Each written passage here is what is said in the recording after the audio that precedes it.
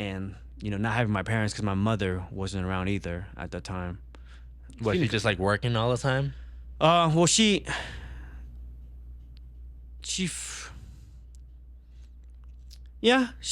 working, and so like I don't know, they all had their own different mindset.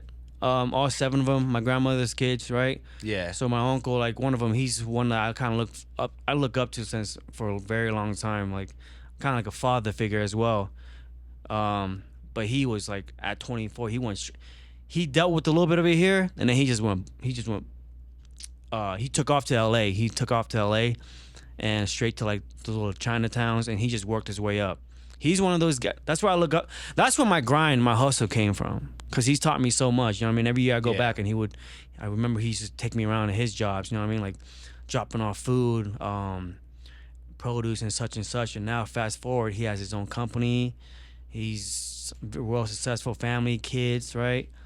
So that was one of the things that they kind of all had their separate little mindset and journeys. And my mother, she went out as well. She worked, and then she found herself a boyfriend, and that's where my sister came. Okay. My half Mexican sister. Oh, I see. Yeah, so my mother wasn't around. I ain't got no dad. He's in Vietnam. So you pretty much kind of had to. It was just my grandmother. She did everything she could, and I think I never realized that because I always like I said, man, I don't need no fucking dad. I don't need none of that shit. So I was really stubborn. You know what I mean? So that's kind of how like I grew up, and I think part of that had to do with my little journey into stardom in the streets, so to speak, I guess. But yeah, man, you gotta have your parents around. It's very important, man. Especially the boy needs a father, right?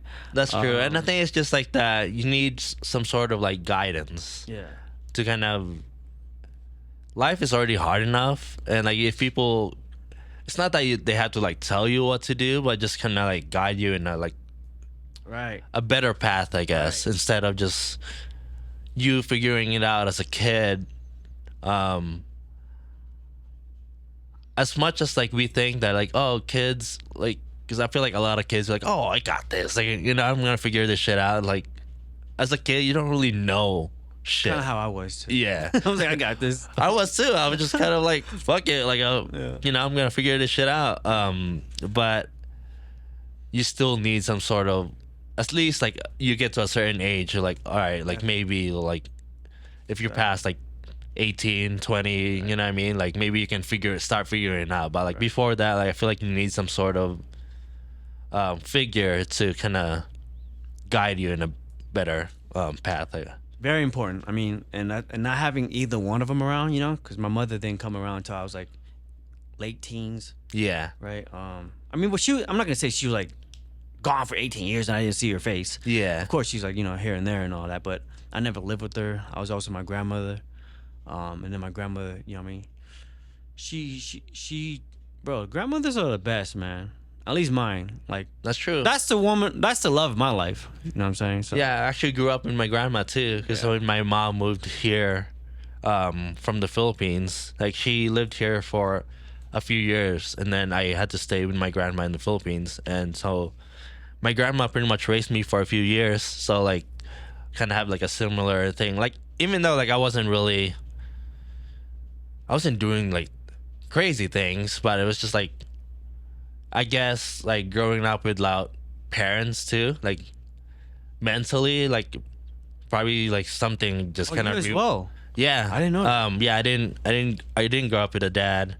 My dad weekend left like when I was probably like fucking 3 or 4 or whatever.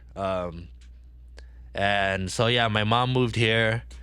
I had to stay with my grandma in the Philippines for till my mom kind of like established her life here. So I lived with my grandma for a few years. So I, growing up with like my cousins, like all my family still live there.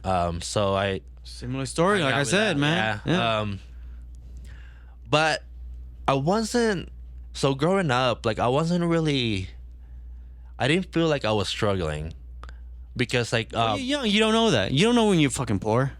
Well, I don't know. Like I was poor, bro. I didn't know. I was having fun, man. Probably on your side, but like, from my perspective, like I didn't. Family was kind of well off in the Philippines. Like we're not like super rich or anything. I heard about that. Philippines. But but like I grew up with like maids and stuff. But then it's like, okay, man. But the thing is, like that's very common. If you're like middle class in the Right. Philippines, like most of my friends Filipinos, so I know, like you can they usually have like 1 or 2 maids that will do like chores and all that stuff. So like I never learned how to do chores. Well, it must be nice. Yeah, it was nice. It must be nice. And then I was doing my own laundry at 7, bro. And then I moved here when I was 12, and then I was like, I have to do laundry, I have to do dishes, I have to clean my room, I have to clean the bathroom. I was like, the fuck is this? Like, fucking dishes. I didn't do that. Yeah, I didn't do that. Yeah, so like, and then I would. Like it was tough for me to like move here from the Philippines just because like culture shock, and then like I was just so used to like living in the Philippines that I was just like. How old were you when you came? I was 12. 12. Okay. Yeah. So the first couple years when I moved here, I was so homesick that I wanted to go back. I was like crying. I was like, oh, I just want to go back. I miss all my friends, my family, and all that stuff. I just miss the Philippines so much. And then like after a couple years, I just kind of like, oh, like it's not too bad, I guess.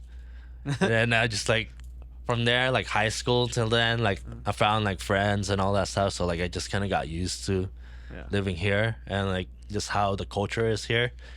So yeah, pretty much Americanized. That's how it works, man.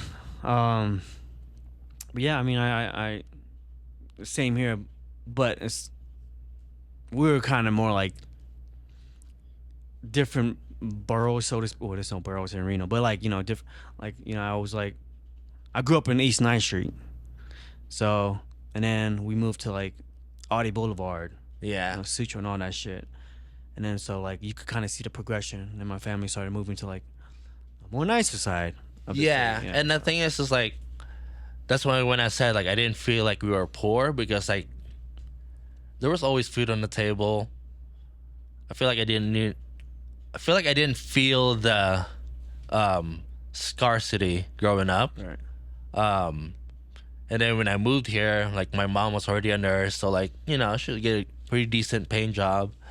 So like I never really struggled like that. That's why like my upbringing is more like I'm very lucky because like I never had to like for some people like they had to like turn into like like grinding in the streets or whatever, like whatever that is, whatever that entails. No, I'm just kidding. Yeah, no, but you know what I mean. Like it's like when you're struggling, you're like, how am I supposed to fucking make money? Like you just gotta do what you gotta do. You know what I mean? Well, there's always gonna be people who has has it worse than you. Yeah. And that's like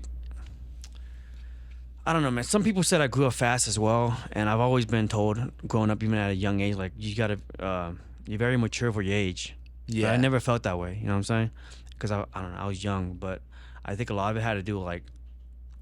I mean, I think struggles do build. I mean, it builds character, bro. It does. It really does.